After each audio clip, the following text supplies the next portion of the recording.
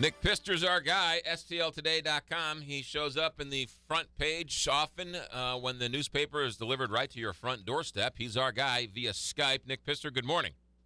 Good morning, McGraw. What's the latest with this Uber Lyft rift going on with the city? What's the latest there?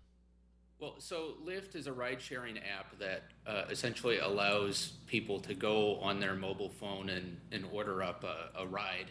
It connects drivers with riders. And they've attempted to come into the St. Louis market. They're all over the country. They're very controversial in all the markets that they're in.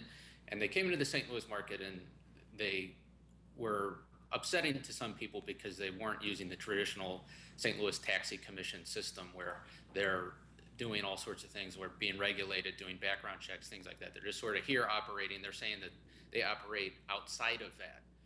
And that's been going on for quite some time, for at least a couple of weeks. A judge in St. Louis City has ordered them to be shut down. They did not shut down.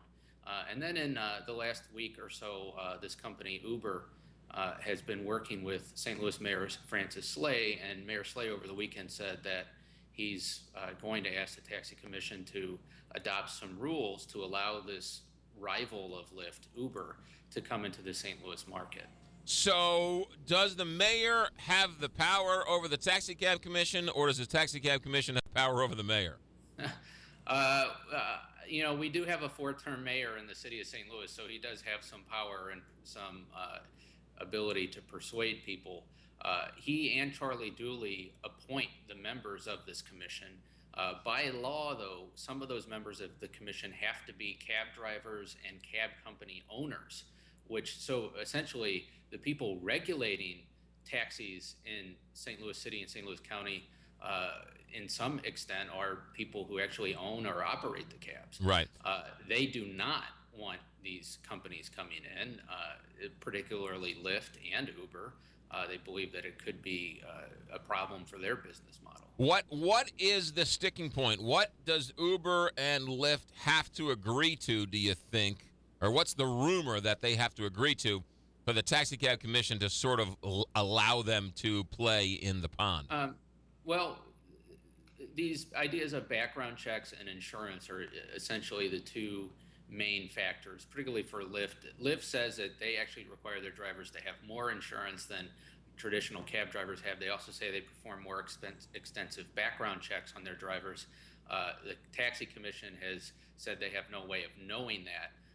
I think any agreement would require them to be providing that information and them to obviously probably be paying some fees to this taxi commission. That's interesting. Now, it sounds like Uber kind of is going about it a different way than Lyft. They're actually talking to the mayor prior to even coming to the market.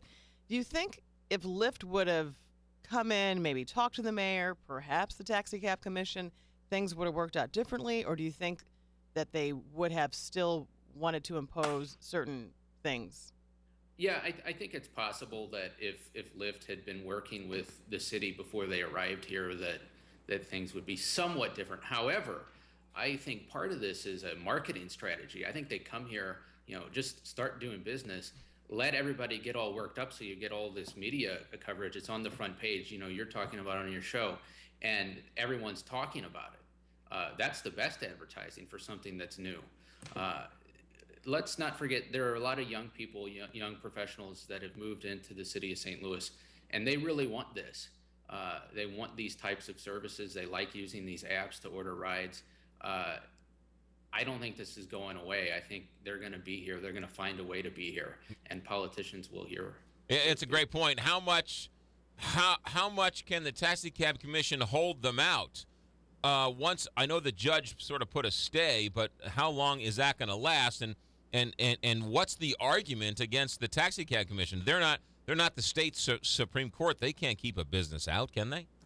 No, I mean they've issued a cease and desist. They've sued for to stop, get a restraining order to stop it. However, that's not worked anyway. The Lyft has continued to operate despite a judge saying we want you to stop. So I don't see how this goes away anytime soon. It is worth pointing out, Uber right now, the business model that they have, particularly for the city of St. Louis, is somewhat different than Lyft. It's called Uber Black, where people can order up a sort of like a car service, almost like a black Lincoln Town Car or a Cadillac Escalade or something as a ride.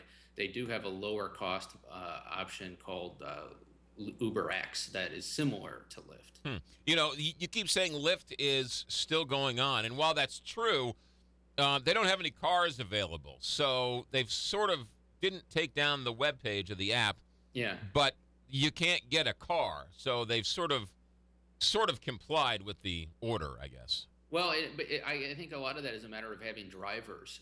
If drivers are constantly being pulled over and ticketed, it probably makes it difficult to even operate like this. And if say you're at a St. Louis hotel and you need to get to the airport, are you going to take a cab or are you going to take Lyft? It'll probably be easier to take a cab because you don't know if you're going to get pulled over. If you're with a Lyft driver, you could be sitting there for an extra hour or something. Yeah. Going through that ordeal. Nick, I'm short on time. How long do you think all this gets resolved?